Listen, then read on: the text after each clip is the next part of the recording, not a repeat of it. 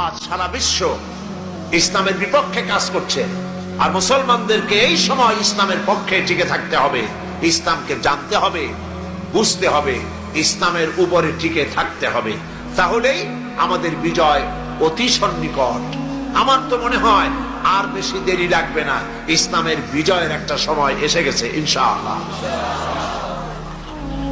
মায়ের যখন প্রসব যন্ত্রণা শুরু হয় তখন বোঝা যায় বাচ্চা হইতে আর সময় লাগবে না, ঠিক কিনা? ঠিক কিনা? আজ পৃথিবীর প্রসব যন্ত্রণা শুরু হয়েছে, তাম পৃথিবীর চতুর্দিকে মুসলমানদের উপরে জুলুম অত্যাচার শুরু হয়েছে।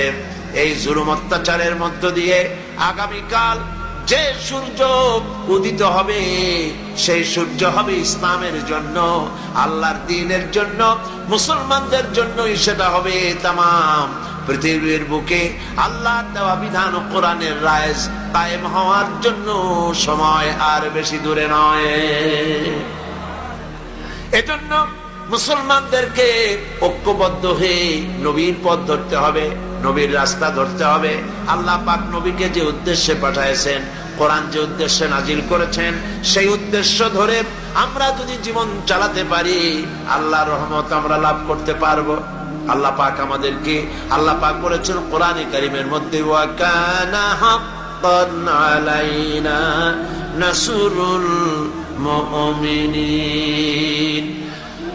আল্লাহ রাব্বুল আলামিন বলেন মুমিনদেরকে সাহায্য করা আমি আল্লাহর জন্য ওয়াজিব। সুবহানাল্লাহ বলেন, মুমিনদেরকে সাহায্য করা আমি আল্লাহর জন্য ওয়াজিব।